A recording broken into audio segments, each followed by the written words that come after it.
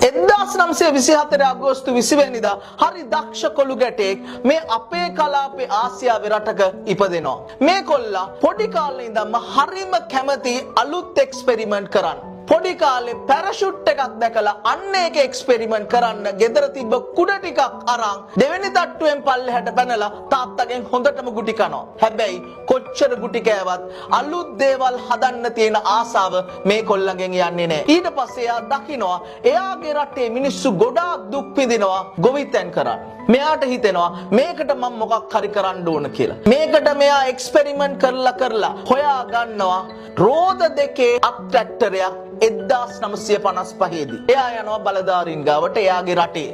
අයියෝ මේක වැඩක් නෑ කියලා රිජෙක්ට් කරනවා. ඊට පස්සේ එයා යනවා මැනුෆැක්චරර්ස්ලා ළඟට එයාගේ රටේ.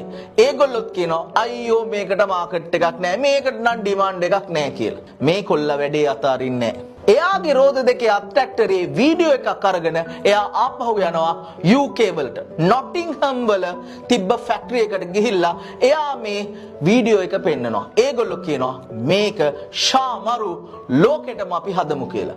මේ අප්ට්‍රැක්ටරේ හදලා මුළු ලෝකෙටම මේ කොල්ලා බෙදනවා. ඒෂියා වලට, ලැටින් ඇමරිකා වලට, ඇෆ්‍රිකා වලට, විශේෂයෙන්ම ජපානයේ තමයි මෙයාගේ ලොකුම මාකට් එක වෙන්නේ. ඒ විතරක් නෙමෙයි එයාව රිජෙක්ට් කරපු එයාගේම රට අර නොටින්හම් වල ෆැක්ටරි එක එයා හදන අප්ට්‍රැක්ටරේ 11000 යුනිට්ස් ඉම්පෝට් කරනවා 1975 වෙනකොට. මේ රෝද දෙකේ අප්ට්‍රැක්ටරේ හදපු ෆැක්ටරියේ නම ලෑන්ඩ්මාස්ටර්. මේ කොල්ලගේ නම ෆිලිප් රේවත විජේවර්ධන. අපි කියන්නේ රේ විජේවර්ධන කියලා. එයාගේ රට වෙන මොකක්වත් නෙමෙයි අපේ රට ශ්‍රී ලංකාව. පුතා තමන්ගේ මිනිස්සු වෙනුවෙන් දේවල් කරනකොට ඒ මිනිස්සු තමන්ව රිජෙක්ට් කරනකොට වෙන කවුරුත් රිජෙක්ට් කරනවට වඩා ඔයාට දැනෙනවා වැඩේ අතාරින්න එපා.